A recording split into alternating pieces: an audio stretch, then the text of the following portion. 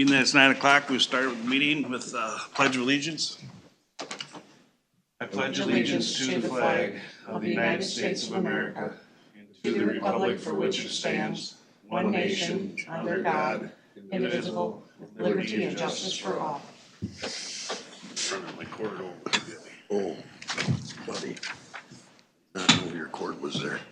All right, we have agenda in front of us. Everybody's had a chance to look at that. There's one item on the consent, number 5, that needs to be pulled. That's the federal boating safety and supplemental patrol grant for $6,500. Everything else in closed session for labor negotiations will be towards the end of the meeting. Make a motion to approve the minutes. Is there a second? Second for the agenda with those adjustments. Any further discussion? If not, all those in favor signify by saying aye. Aye. Opposed, same sign. Moving on to previous board minutes, board meeting April 1st. Everybody's had a chance to review those. Are there any additions or corrections? There was one, I'm trying to find it again. Oh, here it is. On page 57 in our packet, it's on the very last part of the minutes. It says Commissioner Wright Myrie, which is fine, but it's probably one or the other of us. I haven't hyphenated my name, so so one of the Sorry. so one of us. With that correction? Yeah, so that's the only correction I see. Who it was. Sorry. Okay. With that correction, is there a motion to approve? Oh, Is there a second? Second. Without any further discussion, all those in favor signify by saying aye. Aye. Opposed, same sign. Board work group session, April 8th. Any additions, corrections to those minutes? Nope. Is there a motion to approve? So moved. Second? second. Any further discussion? If not, all those in favor signify by saying aye. Aye. Aye. Opposed, same sign. Public comment. Anybody wish to make a public comment? Yes, come forward. State your name. Alexa. Just curious about the airport. Yes, go ahead. I was wondering like how many planes a day land there? That's a good question. We don't know that right off the top of our heads. Should know that. I drive over, I'm from Spring Grove, and I drive over here fairly often. And over the last couple of years, I maybe seen 2 planes. And you've been sticking a lot of money into the airport. And it sounds like you want to stick a lot more into it. And I'm wondering how you justify that. I don't know if you guys are on the committee. Do you have an answer? So I live right by the airport, and I can tell you that on my days off, because I still am employed, I see planes go over my house regularly 2, 3, 4 times a night, and sometimes they're not the same planes. Do they land there? Yeah, they come right over my house and land. You can see my house from the highway, so from the northwest, So do you have cameras up there so you can count how many planes are landing? I have cameras. The county have cameras at the airport so they can see if there's people racing on the airport or if there's planes landing, so you know what's going on there? Yeah, I think they have cameras. Hangars? Cameras. Yeah, by the hangars. Yeah, I assume. I don't know that the FAA would allow us to have cameras on the runway. Well, pointed towards the runway, I would assume. So for public comment, you want to just state what your, I'm concerned about the money okay, spent at the airport. That's my concern. okay. And also, we got a farm, and my taxes have tripled in the last 4 years. And another concern there, they say my property's worth a lot of money, but it's not until it's sold. Right. You know, my neighbor sold his property and got close to $900,000 or something. If they want to charge him for the $900,000, that's fine. But I haven't realized that gain. So I don't, Just that the projects that we've been doing out there has all been, 95% of it's been state and federal funded. So like 90% is federal. State comes in with another 5. And I think there's another 2.5 besides that. So like our cost to the county on levy dollars is very minimal on this. Okay. It's still taxpayer money, I understand that. But as far as levy dollars, it's very a low amount. So I get your concern and understand that. okay, one more thing. Yep. I recently traded pickups, and besides the sales tax on the truck, besides what I traded in, it costs over $1,000 for license plates. And I couldn't believe it. All the fees and extra charges on there. You know? And then my farm insurance is going up $1,000 this year. And my car insurances are going up every year. But my income isn't going up every year. My social security went up, what, $40 or something? Oh, so, I'll agree with your frustration. I hate the fact that the state of Minnesota charges us so much for tabs for a little sticker. Right.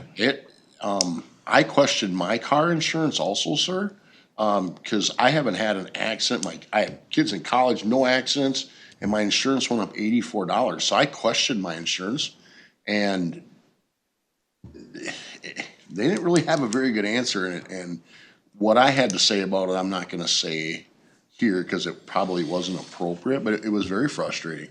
So I understand what you're saying, and my property taxes are going up too, and I have not done anything to improve my property either, but unfortunately, Well, there's higher powers that are covering this. According to what I read in the paper, the assessors thinks my 110-year-old house is worth as much as a new house. well, those are all based on sales, so that's where that's coming from. And the state of Minnesota's tax system is very So complicated. if I have an insurance claim, they depreciate everything, Yeah. so I don't get paid for it. Yeah, I understand that. One more thing. Yep. I get dump trucks driving by my place all the time with sand and gravel. I'm wondering, what do they pay for license compared to me? They pay a lot more. They have a federal excise tax plus they pay the same amount as everybody else. So that's. And they pay, it's go based on weight, so they have a larger weight, so they'll pay more. Okay, Yep. That's all state regulated. Only control we have on any of those renewal fees is the wheelage tax, which we raised $10 to $20 here for this year, so. That's the only part we get out of that. you know, the state had a $14 billion surplus last year, and they raised the sales tax, and they put a 50-cent fee on everything you buy on the internet. They raised the gas tax. You know, what's going on? Yep, Just, yep, they gotta cut spending, that's what you gotta do. yep. We'll sit down, Dean, and I'll talk you through the airport, how all that fit, how the funding and that all works. We'll sit down and have coffee and I'll tell you how that works. Thank you. All right, moving on to appointments. We have a closed session pursuant to Minnesota State Statute 13D05 Subdivision 1, Attorney-Client Privilege to meet with Attorney Susan Hanson regarding the sheriff's salary appeal for 2025. Is there a motion to go into closed session? So move. Is there a second? Any further discussion? If not, all those in favor signify by saying aye. Aye. Opposed, same sign. At 10:05, Bob made a motion to come out of closed session of Greg, sir, Commissioner Mary seconded at 10:05. We had a slight recess here.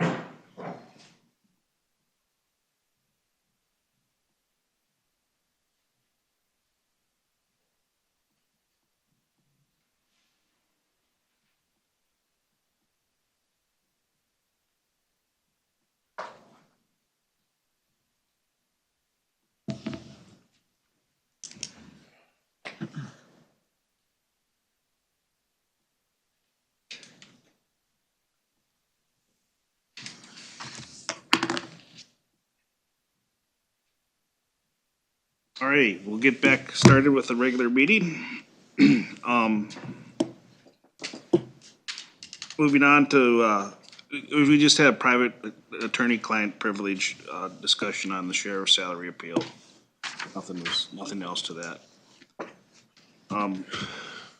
Right now, we'll have Selco and Houston County Public Library's presentation. Please come forward and hopefully you can grab enough seats there.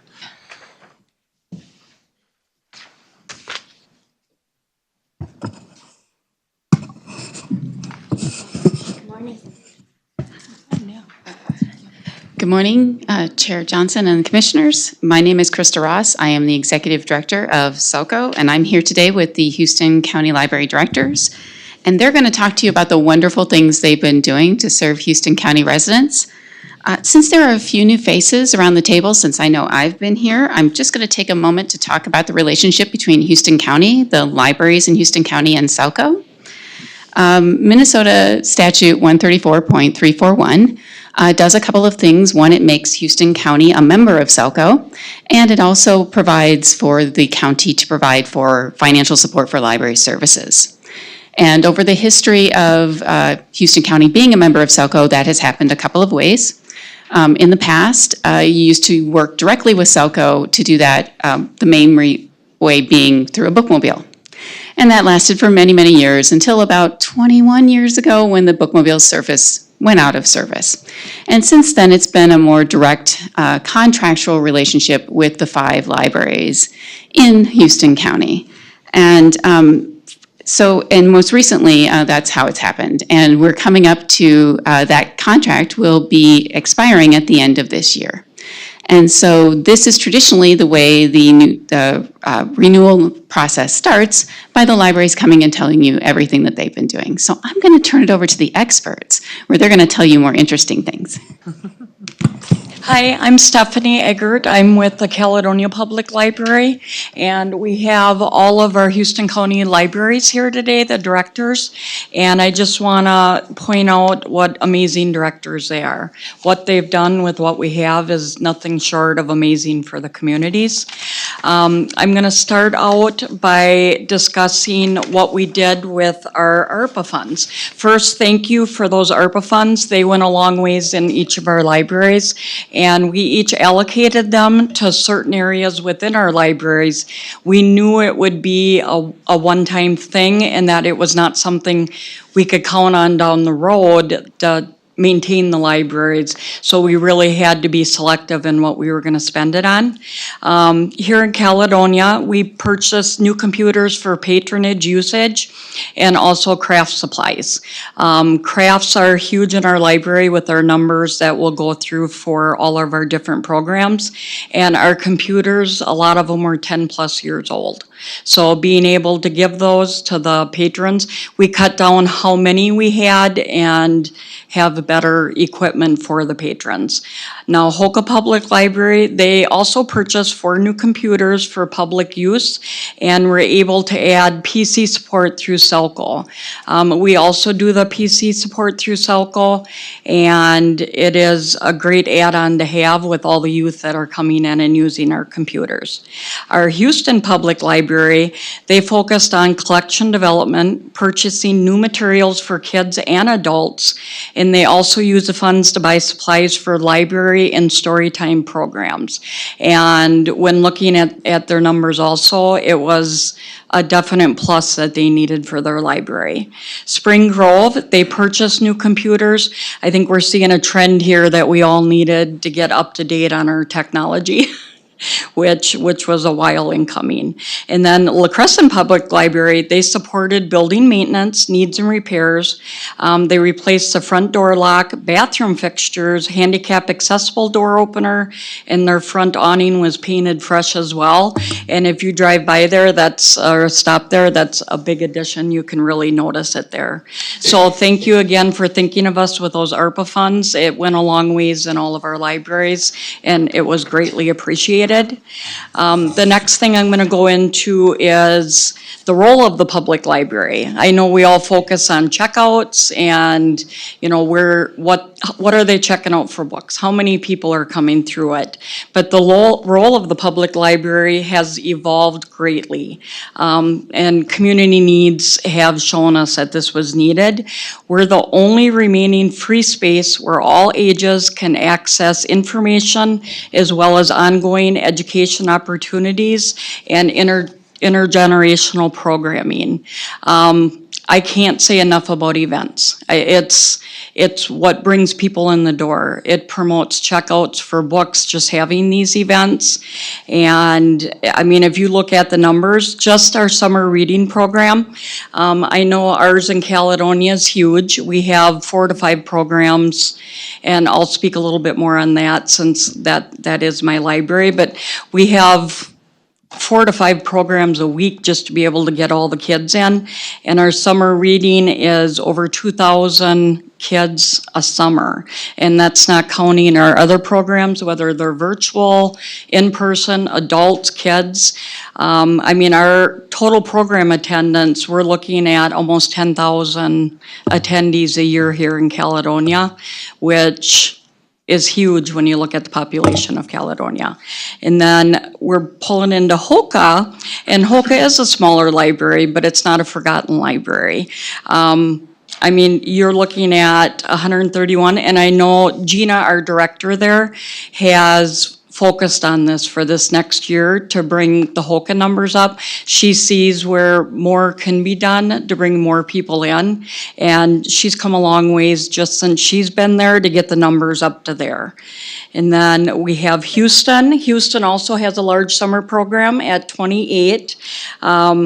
And if you look at how many other events they've done, 155 in 1 year. I mean, that's a lot for a community to put out there for the size of Houston. And they're looking at also over 6,000 a year as far as participants.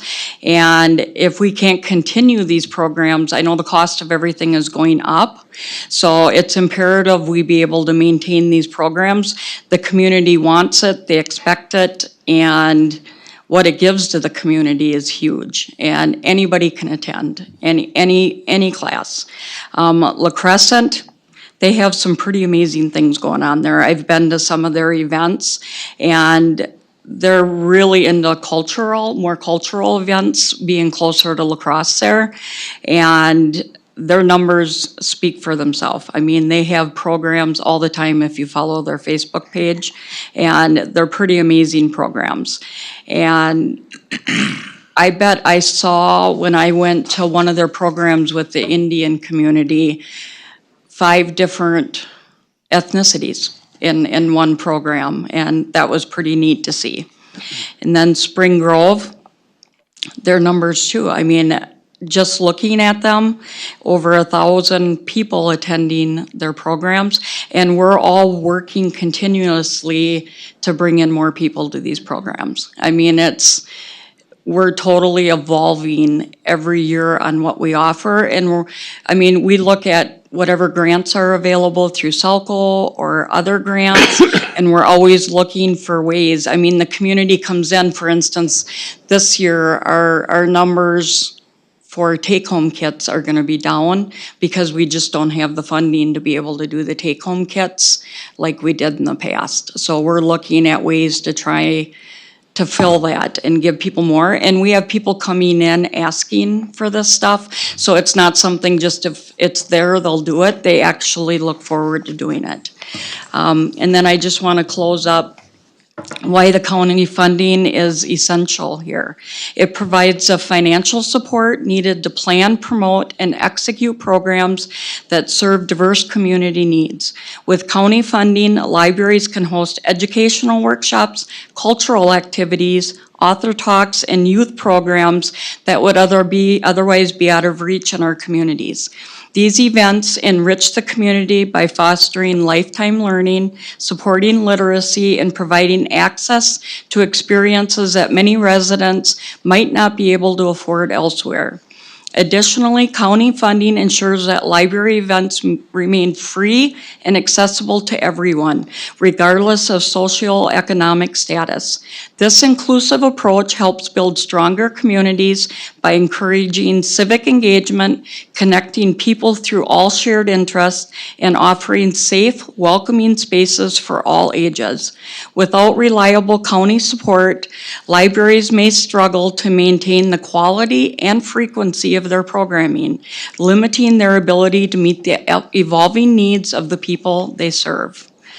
So again, thank you for the support that you've given. We look forward to future support and are always open to suggestions how we can improve our libraries. Your input matters, so thank you. I'll turn it over to Jess here. Good morning, Commissioners. My name is Jess Whitkins. I'm the director at La Crescent Public Library. And would you bounce back to slide 4, just so everybody can see the same graph I'm looking at. So Stephanie talked to you about the programming that is the heart of our libraries. That is when we are working most directly with our community. I'm going to show you a little bit of the circulation, and I won't go through this individually by library, but you can look at it different ways. And what I wanted to showcase is what year-to-date circulation by city versus county patrons looks like, just so you can see the impact that we are making in Houston County. For most of our Houston County libraries, the county patrons are half or more of the public that we are serving with circulation. And I can speak for La Crescent Library that our circulation has been steadily going up year to year. We are seeing more people returning to the library since COVID. And so we are working very diligently to update our collections to make sure that we have the materials they are looking for. On the next slide here where it says not all apples to apples, I wanted to show you something. This is what I use with my city and my library board of what's possible when a library is funded well. And this is why staffing and current collections matter. So you'll see in the yellow, La Crescent Library, those are our numbers, how many hours we're open, what our average circulation is per month, so how many items are getting checked out. And that's more than books. It can be early literacy kits, movies, puzzles, all kinds of, we added healing library kits to help families who are going through different grief processes, thermal guns to do draft checks. We've got all kinds of equipment available as well.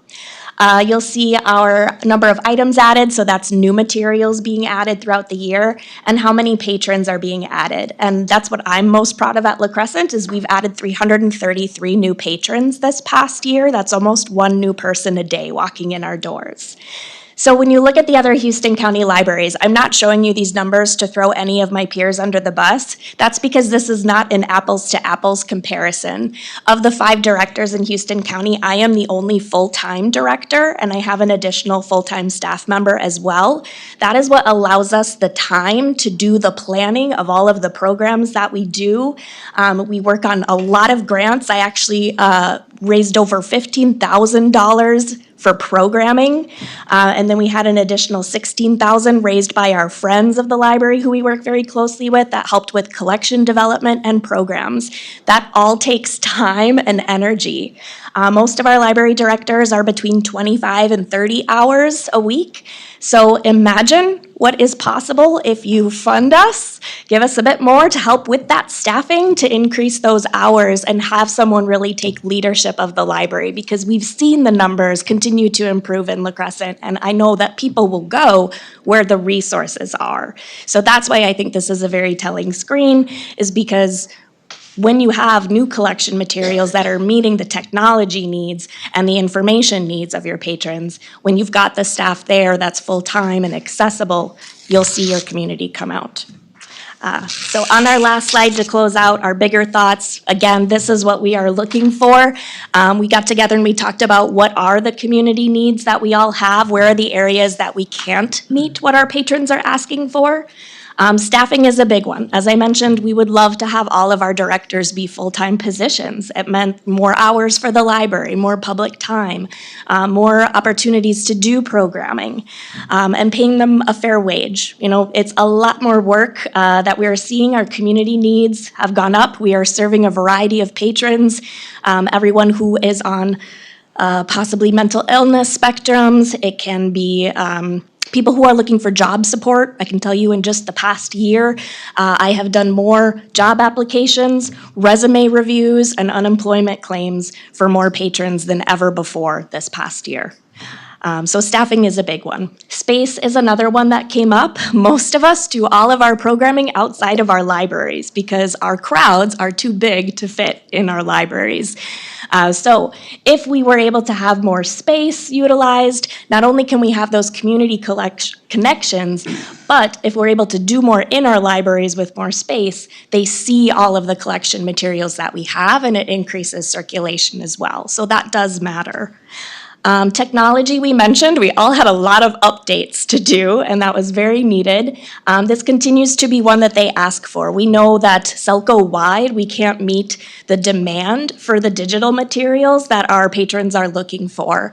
So with more funding, we are able to utilize different systems like Libby, if you're familiar, which is our digital collection, putting more funding into that and adding additional resources like Hoopla, which is a big request, or other early learning literacy tools. Like we've added a Playaway collection at our library, but we can't keep them on the shelves. Those all cost about $50 a piece. So when you're adding digital content, it does increase the price.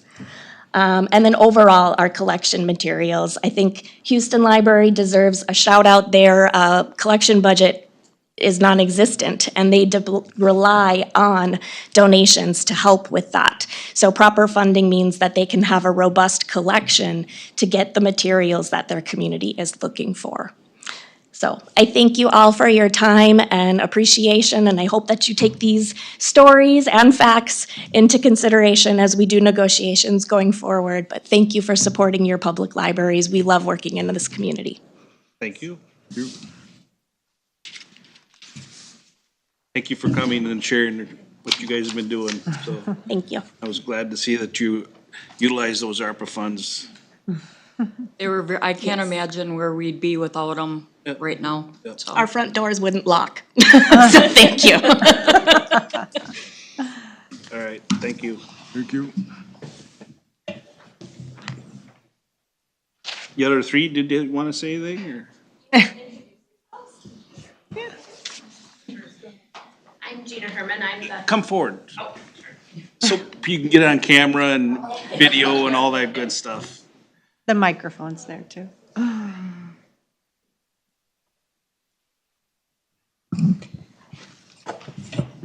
I am Gina Herman. I am the HOCA Public Librarian since August of 2022. So it's been my effort to recover from pandemic, which HOCA has suffered from. And with that, we've been doing more. Up until last October, I was the only one in the library.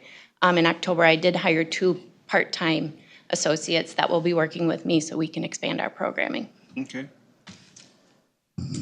Jana Halverson, Spring Grove Public Library. I have been working there for 15 years. I've been the director for 3. So like Jess kind of said, it's continued to get busier post-COVID and the needs continue to grow. So thank you for taking the time to listen to us today. Hi there, I'm Beth Peterson-Lee, and I am the director of the Houston Public Library. I've worked there for almost 11 years, and I've been the director for 2. And like everyone else says, our community needs continue to evolve, and we're trying really hard to meet them. So thank you for considering us today, and we'll continue to work hard to serve our communities. Okay. All right. Thank you. Thank you. Thank you. Good work. All right, we'll move on to a Centec Southeast Minnesota Fiber Project presentation.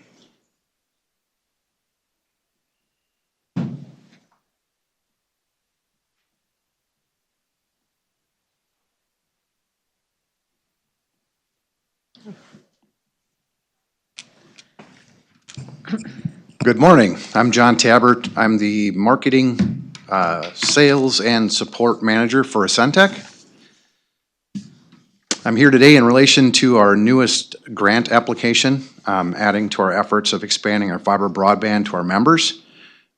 Just a quick overview of Centec. We're pretty excited. We started in 1950, and this year we're celebrating our 75th anniversary. In those 75 years, we have diligently pursued providing the highest level of communication options for our members. These fiber projects are just another evolution of making sure that our communities, even though rural, can have access to technology typically limited to urban areas. The obvious reason rural areas typically get left out of the upgraded technologies are the immense cost compared to the urban areas. And these grants, they help us to implement those higher cost upgrades. The program that we're applying for is BEAD, which is Broadband Equity Access and Deployment. There are $652 million available in this year's Minnesota grant program. There's just shy of 89,000 locations that were classified as underserved or unserved. What that means is if it's unserved, they have speeds up to 25 megs down, 3 megs up, and underserved exceed the 25 meg but stay below the 100 meg download speeds. The areas that we are including in our project and our application are 189 locations within the rural Brownsville area and 474 locations within the rural Hoka area. These are all of these addresses are the ones that were identified as unserved or underserved categorically. In the Hoka build area, kind of a hard map to see, but there's a bunch of dots that identify those locations, primarily in the Mound Prairie Township, Valley High Golf Course area, and the Hoka Township area. There are 474 addresses, as I mentioned earlier, in that location. In the Brownsville build area, there's 189 locations, as mentioned before, which is primarily the Brownsville Township extending down into the Crooked Creek Township area. Taking a look at the timeline of this project, this grant application started a little while ago, but approval was a few weeks ago for us to move forward on it. We have to submit our information and our application by the 21st of this month.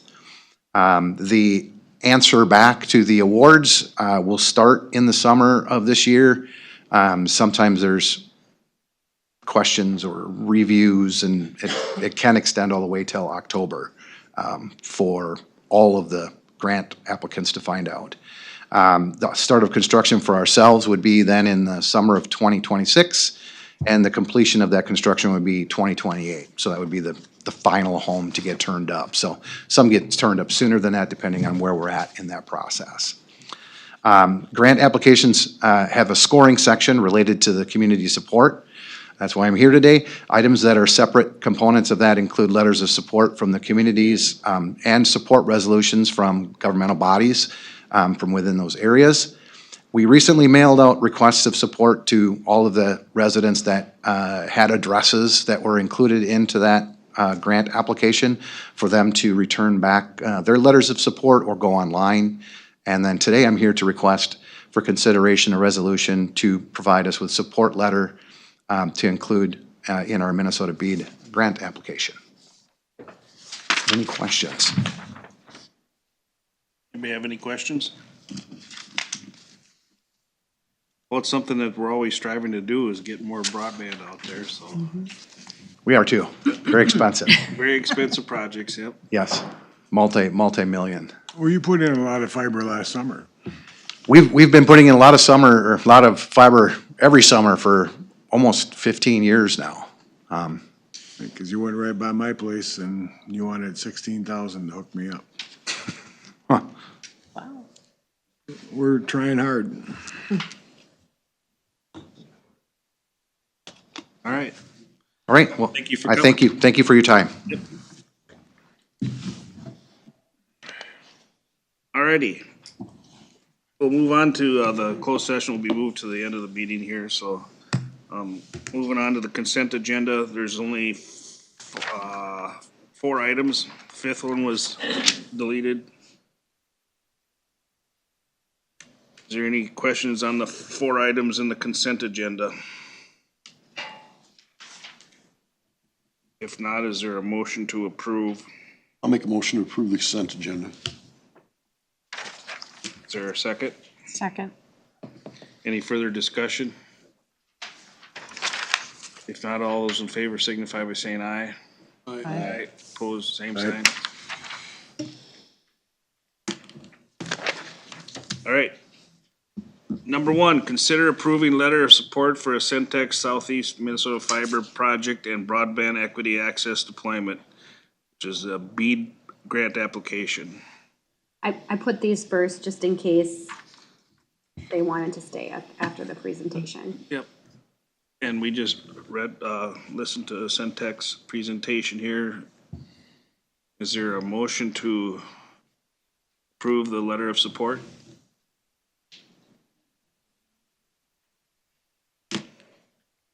So moved. Second? Is there a second?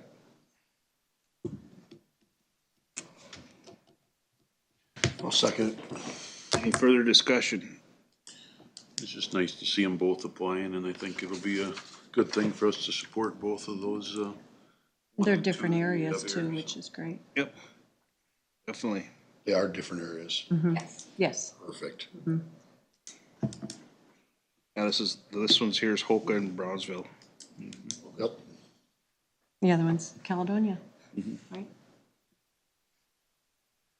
There's no other discussion. All those in favor signify by saying aye. Aye. Aye. Opposed, same sign. Abstain. I'm on the board on a Centex, so I'm Okay, gonna yep, abstain. that's fine. Good idea. I already voted for it. Action item number 2, consider approving letter of support for My Energy and My Broadband Fiber Project and Broadband Equity Access Deployment, which also is a BEAD grant application. Yep, so this is a different area. It's in the Caledonia area. Same, I'll make a motion. Second that. Motion been made and seconded. Any further discussion? All those in favor signify by saying aye. Aye. Aye. Opposed, same sign. Abstain. All right, number 3. Consider approving an interim use permit requested by Allison Murdoch to run a level 1 home occupation consisting of cosmetic tattooing in La Crescent Township. Amelia. Good morning. So the Planning Commission met at the end of last month to review a home-based occupation proposal, which is an interim use. And the business will be cosmetic tattooing. I don't know if you reviewed the board packet at all, but there's a couple different levels of home-based businesses, and this one is limited to just a single employee, and then there's square footage limits as well. So she is proposing to do cosmetic tattooing, which is probably a little different than what you think of when you think of tattooing, but it's like microblading and permanent or semi-permanent makeup. And then she also wanted to add ear piercings onto there for children and stuff. And so that was an addendum of an email within that board packet.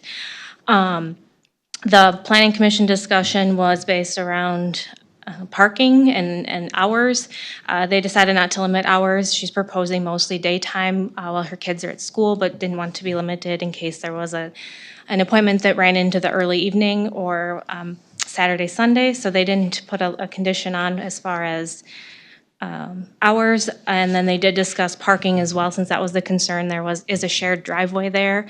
There was one public comment at the hearing, which happened to be the neighbor with the shared driveway, and at that point he said after listening to everything, he didn't have any concerns. As far as conditions, it's been kind of a hectic morning here.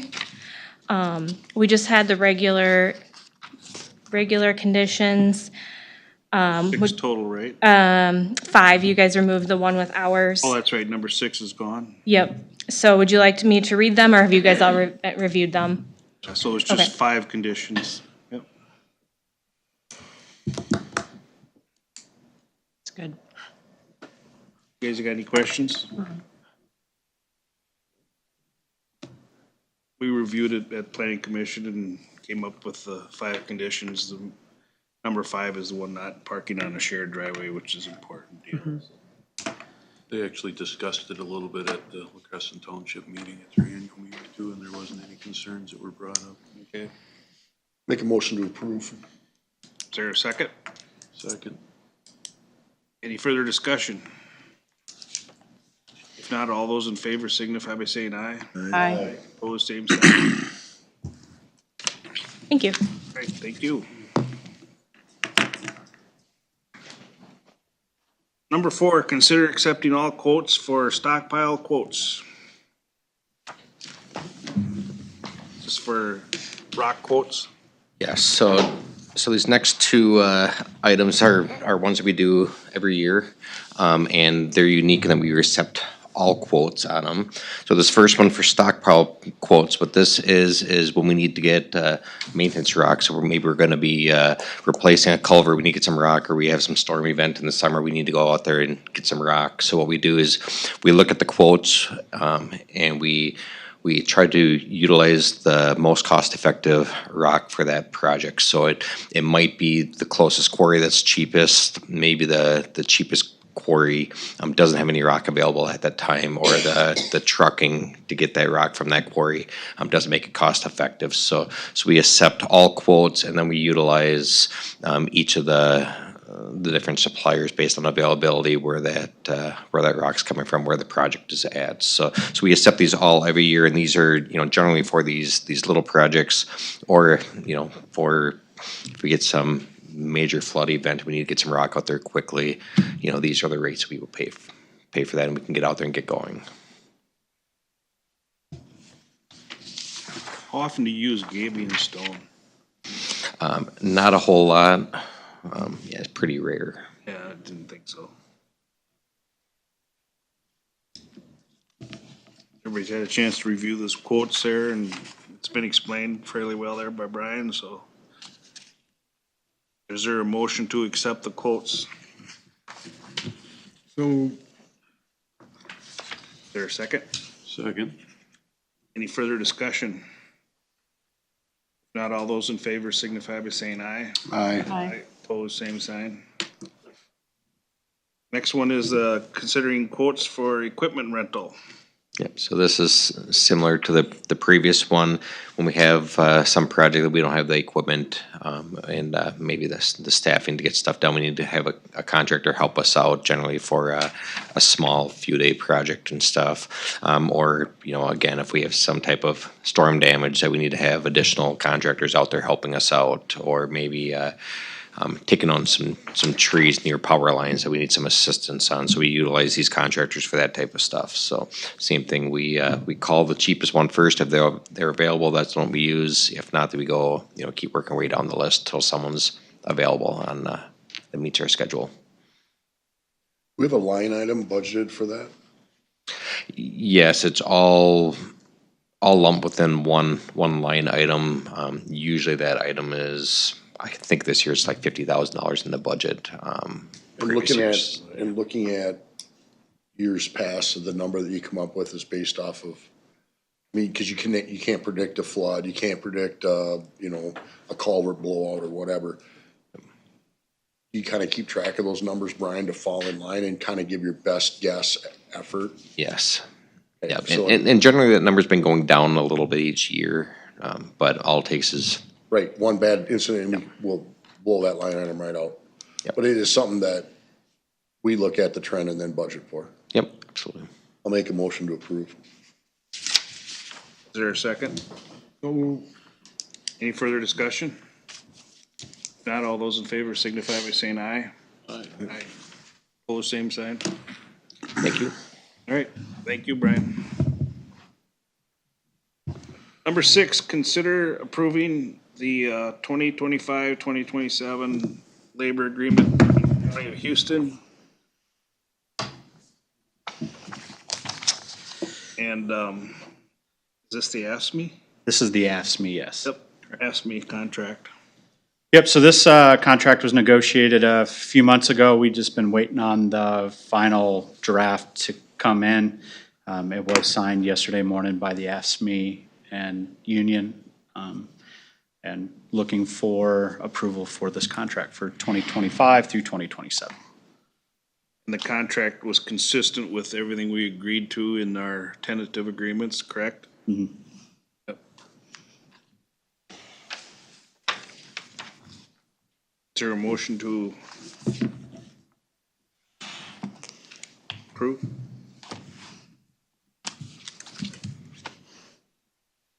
I'll make a motion. I'll second that. Any further discussion? If not, all those, Pending the county attorney review. Yeah, the county attorney, she has been reviewing that, so, yep. And Pending county attorney approval, yep. correct, she'll be the last one to sign it. Nothing further. This is what the action is, pending county attorney review and approval, so. Okay. All those in favor signify by saying aye. Aye. Opposed, same sign. All right. Number 7, consider approving resolution 2510 to reappoint Brian Pogodinsky as highway engineer. Did I say that right? That's why I never say your last name, Brian. So we didn't hire him the last time, we can still fire him, we got time? Yep. So, again, just a little bit of context for people watching and who are here that weren't at the last meeting. We're gonna be moving Houston County into some best practices when it comes to appointing these positions. They've been appointed just through consent agenda, and they really should be appointed through resolution Yep. for these. We just want to do it right. Yep, just want to do it right. And, Appreciate that. so I apologize to Brian, having him back in the hot seat for reappointment, but that's something that we just needed to do. How do we know that he's gonna do 30% of that? I mean, how do we know that? So, do we have a motion to approve the resolution in 2510? I'll make a motion to approve. Is there a second? Second. Any further discussion? We would like a flag on that county building down there. We did ask for one 4 years ago, and we haven't seen it yet, so I was just curious if we were gonna get one. I don't think that's part of this, but okay. That's be a bit different subject, but. I mean, I'm just asking. I mean, we did. He's not gonna vote for him. Holding it over his head. Nothing. We're good. All those in favor signify by saying aye. Aye. Opposed, same sign. Okay. Number 8, consider initiating a competitive search for a .8 FTE legal assistant. Yeah, so this is back on the action items, because we did have discussion on the need for that position prior. Again, our county attorney was unable to be here again today. She did have some hearings, so I'm kind of here speaking to you on that. Commissioner Myrie did, the other day when speaking to him, he did want to know what kind of cases have been coming through the county attorney's office. So from January 1st, 2025 to present, they have received 98 new cases. These are CHIPS cases, commitments, guardianships, criminal, and also juvenile cases. A bigger snapshot from the previous year, January 1, 2024 through December 3rd, 2024, they received a total of 316 cases. And also they wanted to point out too that many cases carry over from year to year until they are completed, and there are work that happens, throughout the duration of those cases. They're gonna be way over 316 if they continue at this trend right now. Yeah, if you start looking at how many they have now year to date, average that out, they possibly could be over that, yeah. Yep. And then I did also email a while back ago those job descriptions too, as far as we did speak about that, the job descriptions between the county attorneys and also those legal assistants, and kind of some snapshot differences of those. Mm-hmm. Good job, Brent. And there's, we have another .8 person that's currently working right now. Correct, yep, there's a .8 position there, and then there've been 2 .8 positions there. For a long time, yep. Yep, the other .8's been there 25 years, and the one that is retiring, Cindy, has been there 46 years.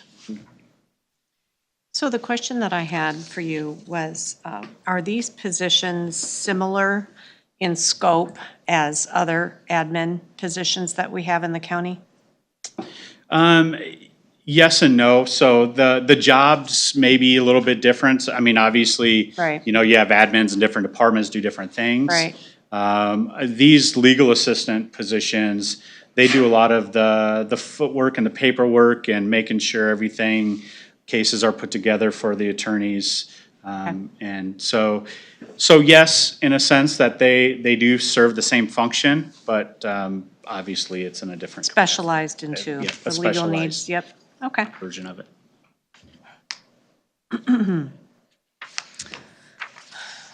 Well, do we have a motion to consider initiating a competitive search? I move that we do that at this point for the Yes. .8. Mhm. Point 8, yep. Is there a second? Second. Any further discussion? If not, all those in favor signify by saying aye. Aye. Opposed, same sign. Right. Number 9, consider, thank you, Brent. Thank you. Consider approving contract with SEMCAC for family homeless prevention services.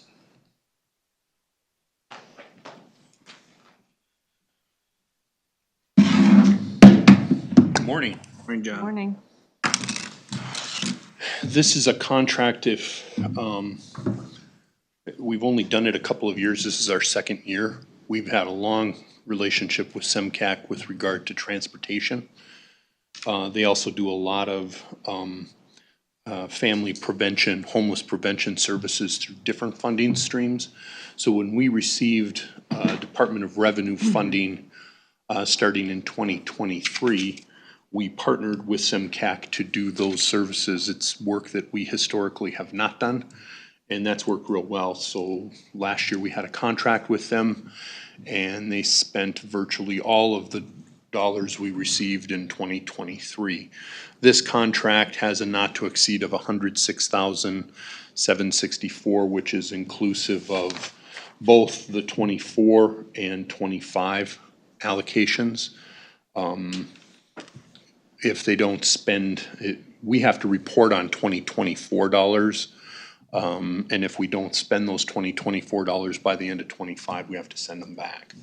So that was the deal with 23. I think we spent all of that except, I can't remember, it was about $1,100. This has been a good partnership with SEMCAC.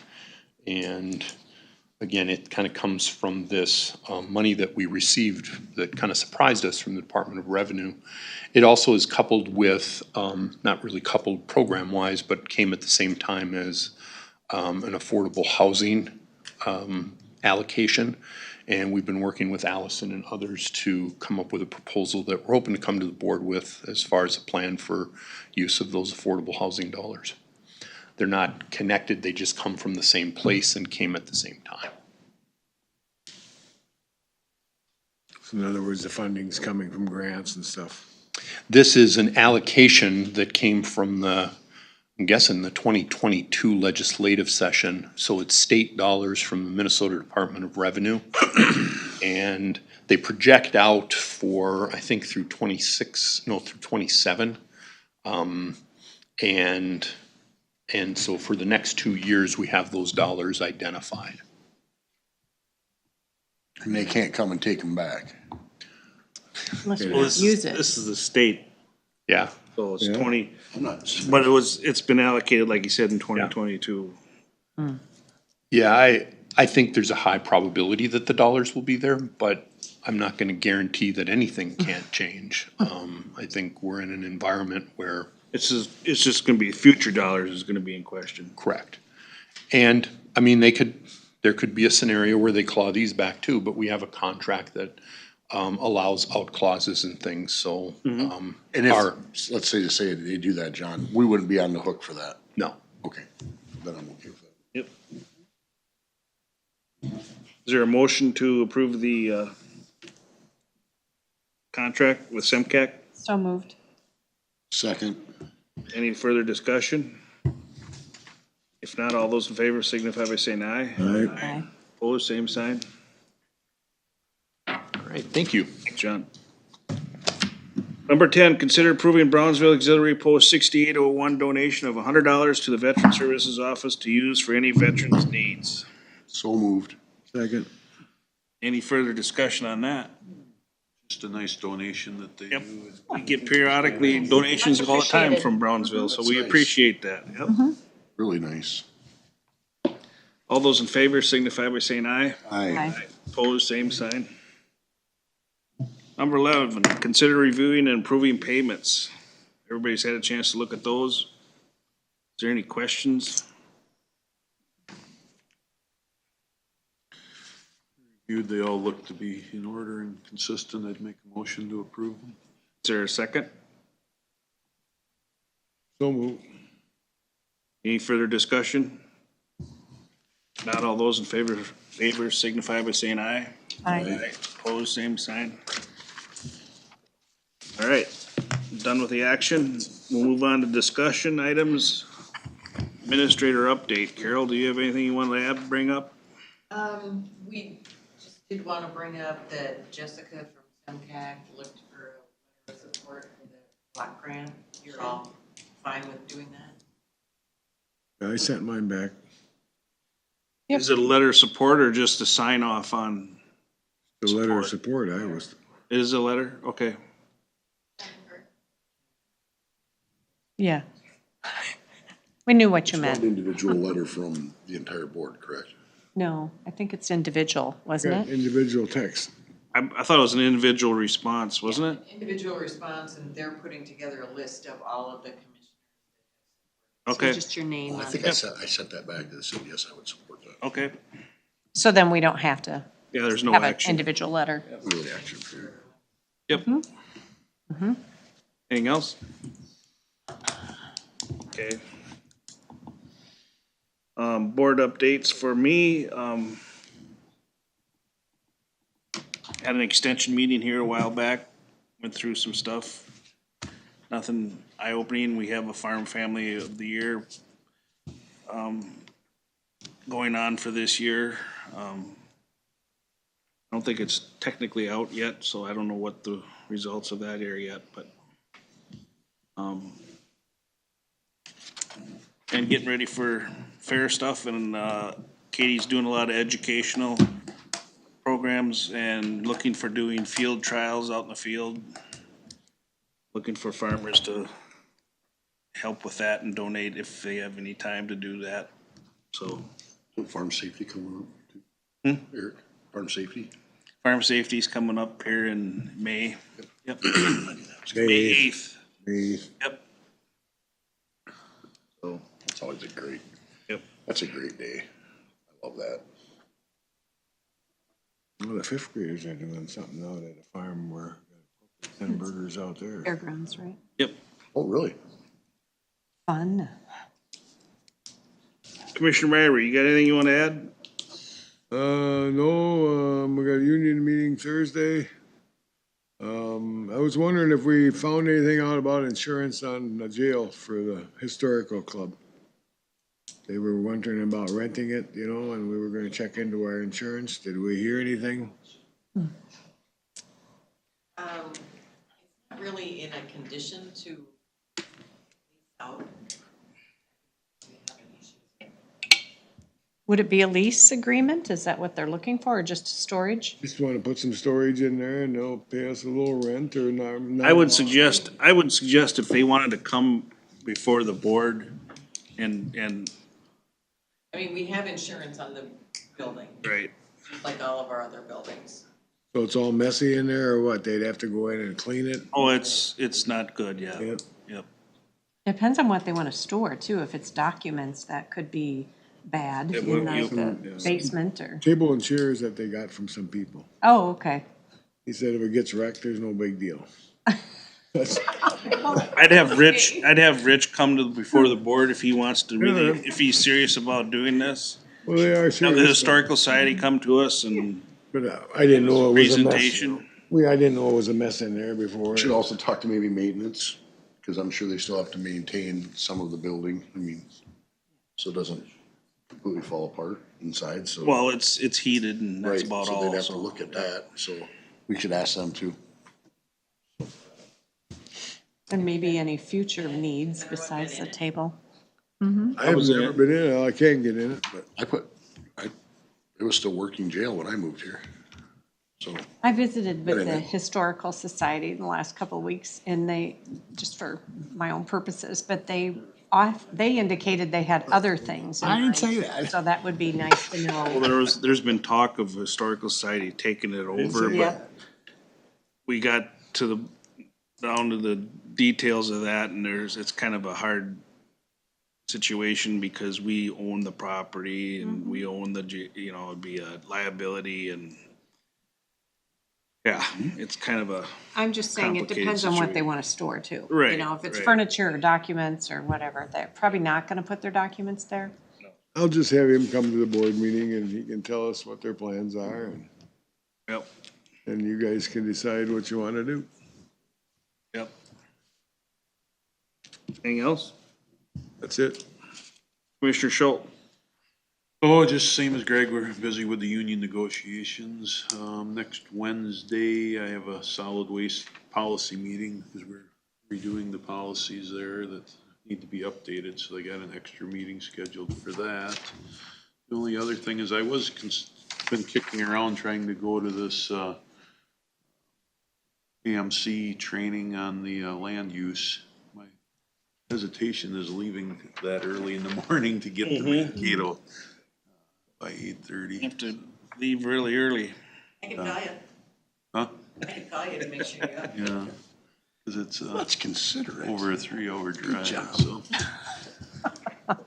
It's 3 hours and 15 minutes, just so you're aware. If anybody is interested in going to that, you let Amelia know and she'll arrange that. My hangup is I'm not a 4 o'clock in the morning person unless it's deer season, so. I've been doing before. They were informational. Fair enough. You could probably see a deer at that time in the morning. Yeah, You get a video of it. yeah, I know. I That's don't all know I if got. they zoom. Commissioner Zender? ECB meeting yesterday in Rochester. For those that don't know what ECB is, it's our communication. So years past, we pay $1,000 dues each year. The counties have never paid for the administrative assistant that works with that, Judy. We've never paid. Olmsted County has decided that if they're gonna continue to allow her, who she is employed with Olmsted County, to continue working with the ECB, that it would have to be split, a portion of her wages would be split. Initially, the number was kinda high. After further review and what they went over yesterday, it's gonna be about $1,570 per county every 6 months, but they're working on grants to cover half of that. So they're hoping that the grant would cover the other $1,570. How many counties? Oh, my lord. Is it, I mean, like 15 or It's the 5? whole, well, no, it's like, it's a great question, how many counties are involved? It's clear over to Wasika. Red Wing was there. I'd say the southeast was it. It's pretty much all District 9 southeast. probably. Yeah, whatever you guys call it. I call it District 9 counties, yeah. And what So- percentage of her job does she do that work? Um, Or that that role? it's a lot. Okay. They've been just forking the bill, and Rochester's involved with this too, so there is an issue with, where dispatch is in Olmsted County, or it's in Rochester, and Olmsted County wants to take it back, so not everybody's playing nice with each other. And so additionally, worst case scenario, it's gonna cost us $3,140 on top of the $1,000 for a total of $4,140 a year. So just so we're aware that is coming down the pipe. The indoor mapping grant, what the indoor mapping is it's mapping to start with schools where it doesn't just affect like active shooter. Indoor mapping would give our dispatch centers locations of AEDs, first aid bags. If there's a medical, say a seizure, for example, it would map that room to where it is. So when dispatch gave it out to us responding to it, it would be this address, this room. specifically down to pinpoint location. So that grant is $7 million. They're gonna work with, basically it's our southeast, but, there's several other ECBs. Northwest is with us. The only one that's not in our area would be Southwest is not. They're gonna do their own thing because they work closely with, Sioux Falls, South Dakota. So, that being said, it's a grant. That grant timeline is a year. It looks like the award's looking at, August, September, and it would run through the 26th of, or 2026. And the vendors that they're working with all assure that this time they would be able to get the job done. So, and the money is not just gonna be, Metro. It's gonna be, the goal is, it's a Minnesota initiative for the entire state of Minnesota to have all this indoor mapping done for our schools. So it really is a huge safety issue for not only our students, but for our teachers and staff. During, sporting events, I mean, it'll pinpoint the concession stand. Where at the everything football is. field. Wow, And that's it great. just comes up on a map for our. So that being said, I was really excited about that and the fact that we have a really good shot of getting that $7 million to cover all of our area.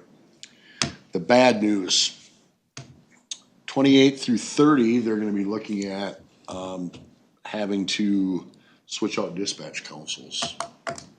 Because of emergency communication, there's only, Motorola has a life expectancy of these things and then they have an issue with them. It's about 75,000 right now, they're projecting a council. So we have 3 of them.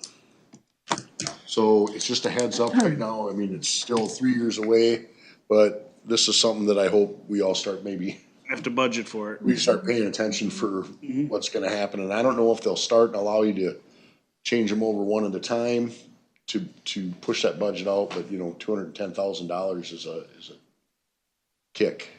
Can we start like maybe getting one next year and one? So that was actually brought up by Judy from Winona. They have like 6 dispatch centers, councils. Olmsted County or Rochester has 16? 14? So I mean, the cost to them is significantly more than the 3 that we have. And some would even say that 3 probably isn't enough here, depending on the situation. But just that being said, we need to start thinking about that as we move forward. That it's not gonna blindside us, so we should be thinking about maybe, I don't know if, we have a capital outlay fund that we can start maybe putting money toward to ease the burden of paying for this all at once. And we won't know a lot more until probably 26 as to how this is all gonna lay out. So just, and we'll learn more as we go through the every other month meetings with ECB. And the other half of that is the RAC. So if any of you know what the RAC is? Basically, the RAC is the law enforcement side of the ECB. So you're, like, our sheriff and our emergency manager, Mark Olson, are our RAC representatives for our county. So, and that's pretty typical across the board for sheriffs, which also includes, because of Rochester's size, we include Rochester in our ECB and our RAC. So the RAC and the ECB all have, or are agreeing on the $1,570 times 2 per county per year. Initially, it was gonna be more like $3,100 and some change every 6 months. So it really cut itself in half. So Mark Olson was there at our meeting, and I showed Mark that, and he's like, it's really not that much money considering what this gal does. I mean, she's huge into the grants and everything else that go on over there, so. That's paying for personnel? It's paying for her. Okay. So that we can keep her, because if we lose her, I'm not sure who's gonna take over that and the responsibilities that she does. She's incredible. She really is. She's awesome. So that's a good committee. I like it. So is the sheriff aware of it too then? He is. Okay. So we are all kind of on the same sheet of music as far as that goes. It's just, I think that probably comes out of the commissioner budget, correct? The $1,000 dues and then this 1,570 per every 6 months, and they're hoping, like I said, that the second half would just get covered by a grant. We'll see how that goes. And I know that's something that we haven't budgeted for, and unfortunately, that just came out, so. So it's actually going to be billed this year. Yep, we'll be billed, that'll be coming shortly, the 1570. It'll be twice a year, unless the grant, and then there wouldn't be one, but I'll know that when I'm there. So, it's a good meeting. It's a good group. What else? I just got an email that Farm Family of the Year has been chosen as Jordan and Rachel Meyer. And they'll be honored at the county fair at August 14th, and they've accepted it, so. Good. Michelle Meyer, sorry. There's Michelle on here. Sorry, it didn't sound right. Good family, so. Commissioner Wright. I've had quite a few meetings still on the funding for libraries, Department of Health, as far as the outcome of that, and what that affects. Attended Hiawatha Valley Mental Health session that they had regarding the suicide session, and that was well attended in La Crescent, and very important, and hopefully they'll keep that going through each year.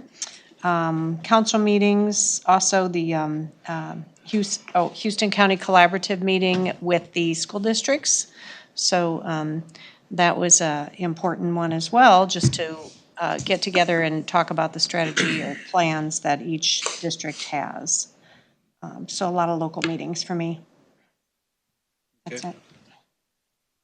All right. Any closing public comment? Hearing none, is there a motion to go into closed session for labor negotiations 13D03 to discuss labor negotiations pursuant to sections 179A01 and 179A25? Make a motion. There a second? Second. All those in favor signify by saying aye. Aye. Opposed, same sign. 11:54, you can sit down. 11:54, Kurt, Commissioner Zender made the motion to come out of the closed session, and Commissioner Schultz seconded it. And, we just had a discussion on labor negotiations, nothing.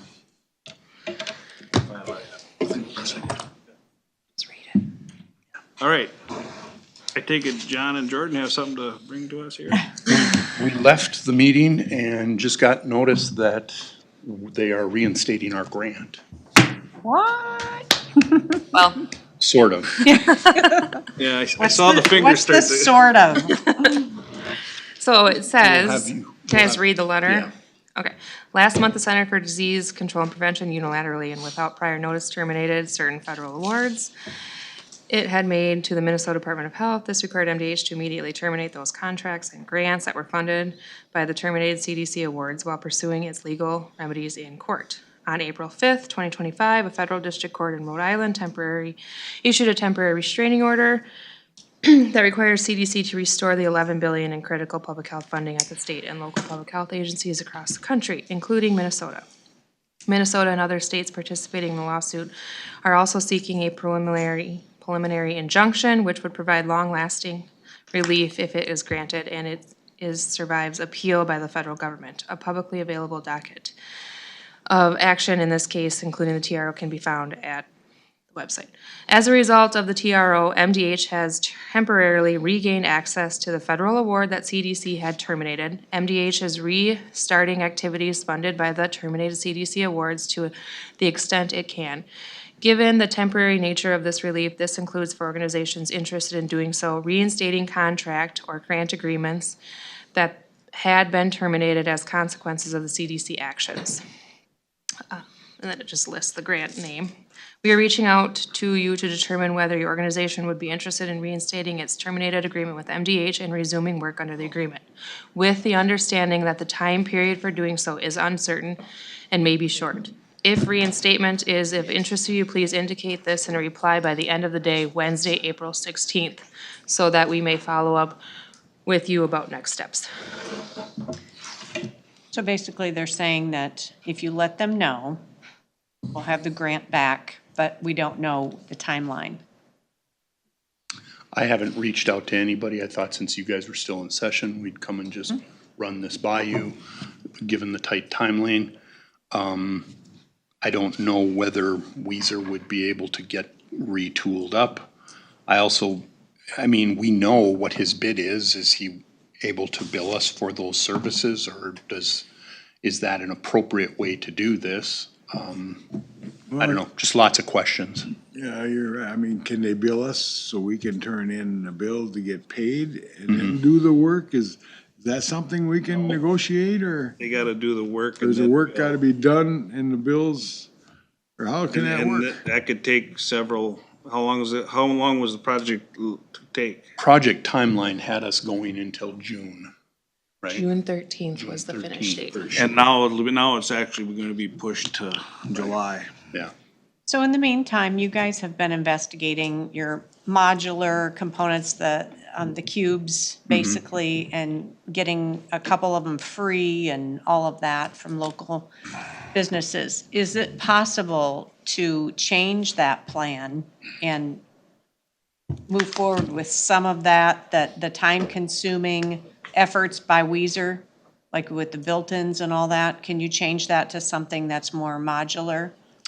There was very little, Weezer didn't really have a lot. His built-ins were intended for cabinetry in the exam rooms and the clinical space.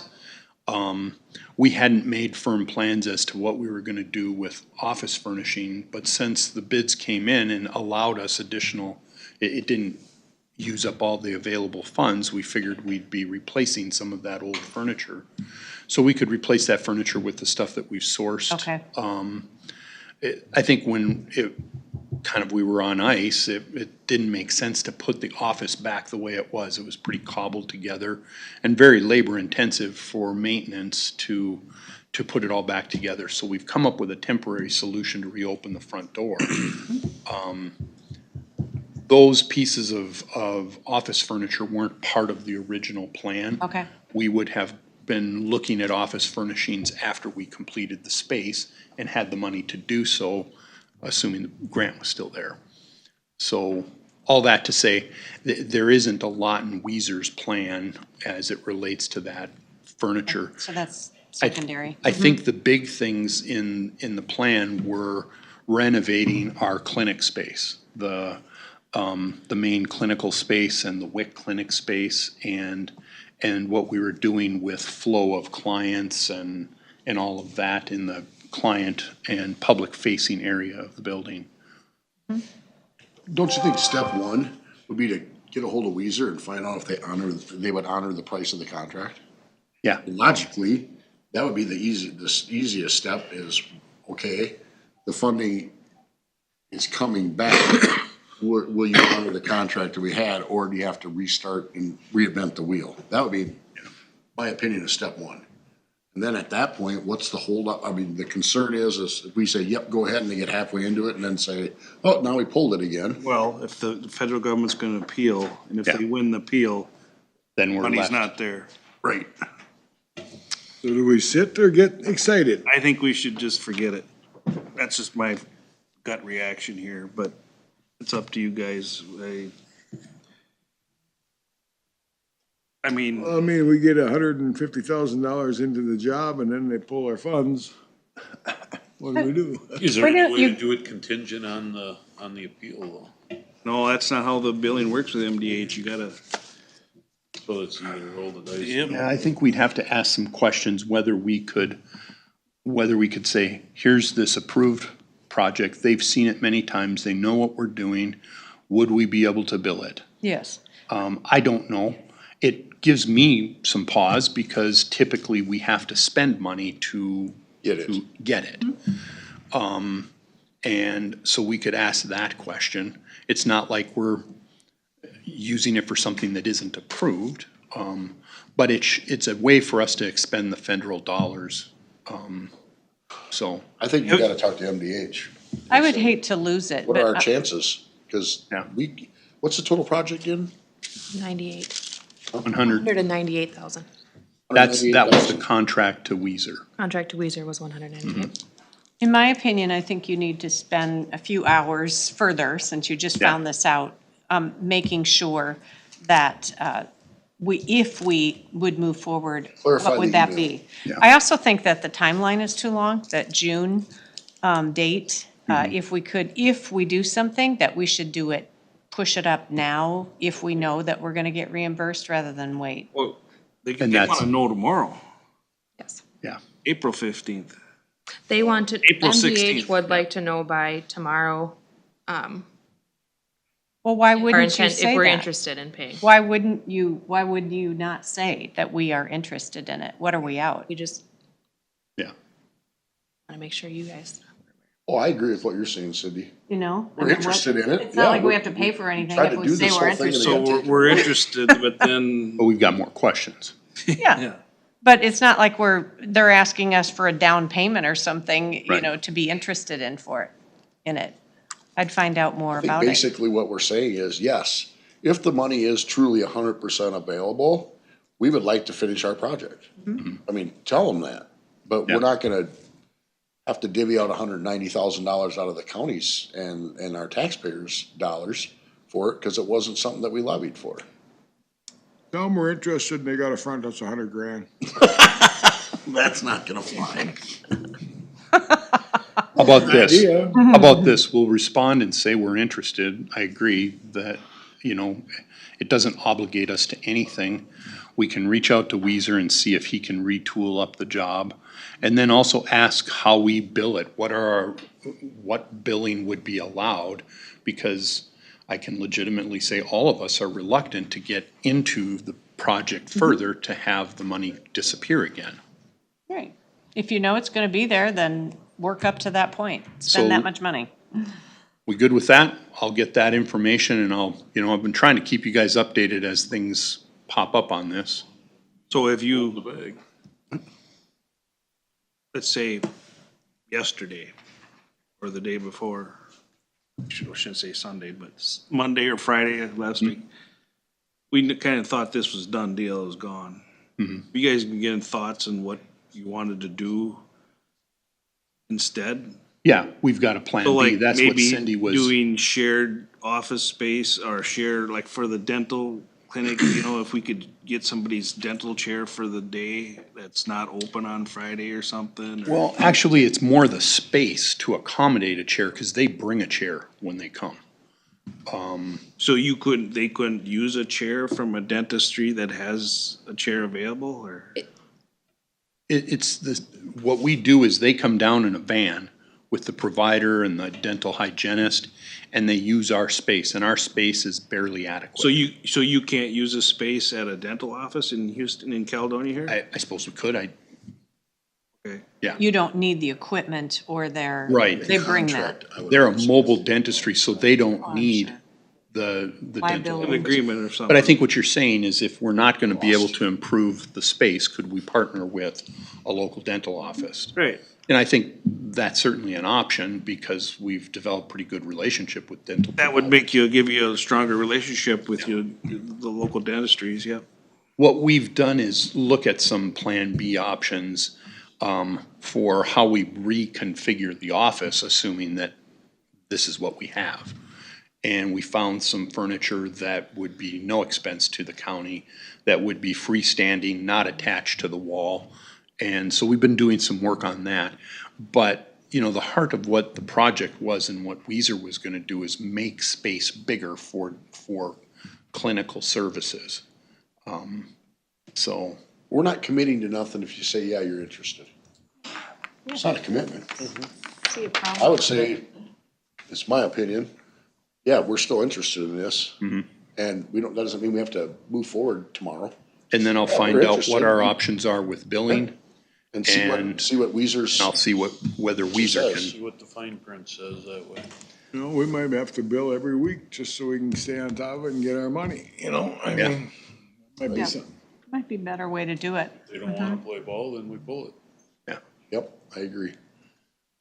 I did send out letters to, I mean, we're just about done with CDG, but I sent a letter to Weezer saying, you know, because of this, we've had to terminate the contract. So we would need to reinstate the contract. I don't know what that process is. I'll probably need to reach out to Sue to see. Yeah, I was just gonna say that we had directed you to work with the county attorney to work with Yeah. them, so maybe Sue can Yeah. take a look at that email and help to make sure we're. Okay. Well, we will do what we can to kind of get more answers.